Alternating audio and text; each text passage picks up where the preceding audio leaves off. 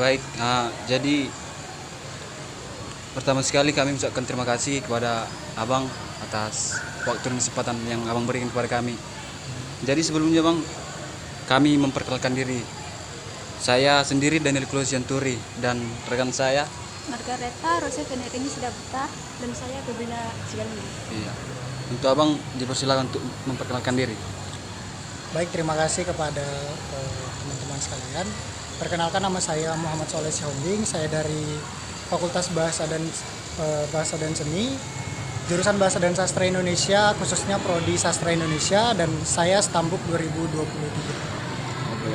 Oke Bang, terima kasih. Jadi Bang, di sini kami ada beberapa pertanyaan tentang kajian filsafat bahasa. Langsung saja Bang ke pertanyaannya ya Bang. Yang pertama, menurut Abang, apa yang dimaksud dengan filsafat bahasa?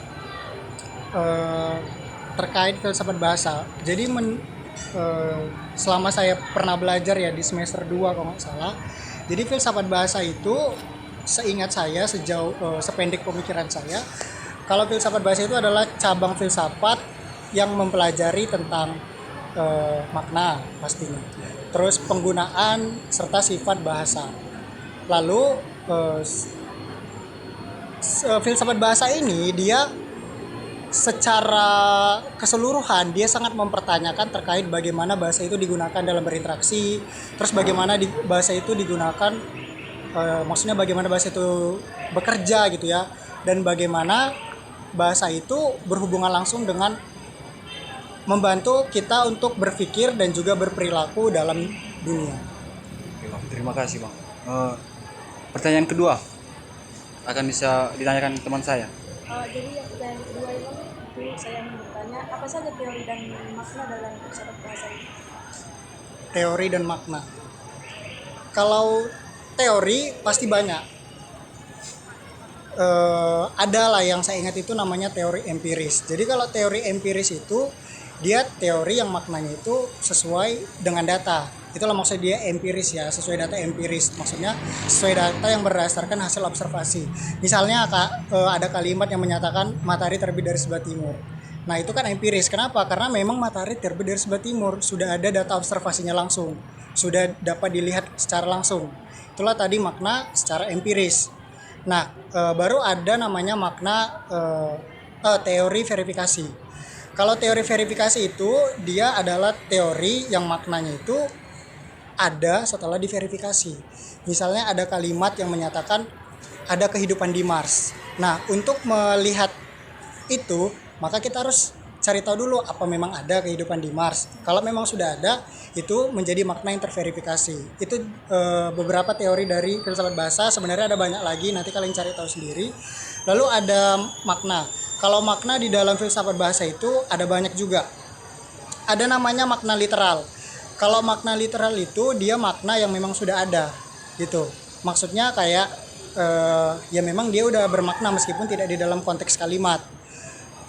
Apalagi ya, dia itu dan dia intinya tidak mesti harus sesuai tidak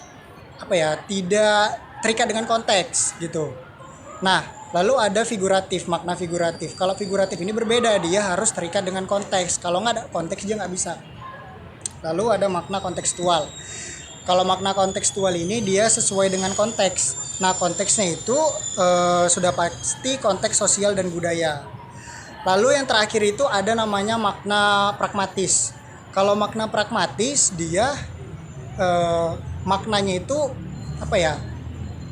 sesuai dengan apa yang diucapkan seseorang. Misalnya kamu berbicara, apa inti dari pembicaraanmu itulah makna pragmatis. Jadi sesuai dilihat dari pembicaranya sendiri, penuturnya. Itu sih. Terima kasih Bang. Itu Bang, bagaimana hubungan antara bahasa dan realitas dalam perspektif filsafat bahasa itu? Hubungan bahasa dengan realitas berdasarkan perspektif filsafat bahasa.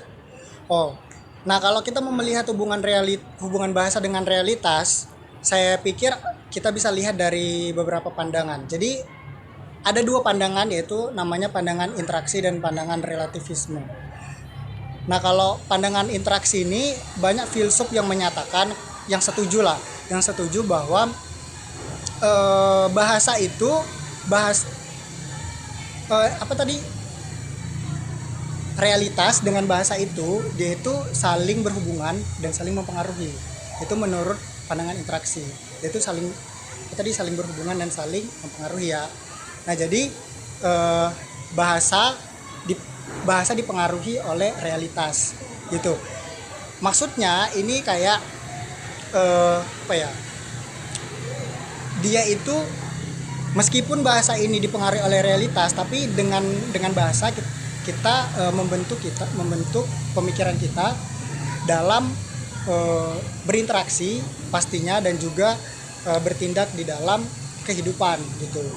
Lalu ada pandangan relativisme. Kalau pandangan relativisme ini sama. Jadi para filsuf itu juga setuju kalau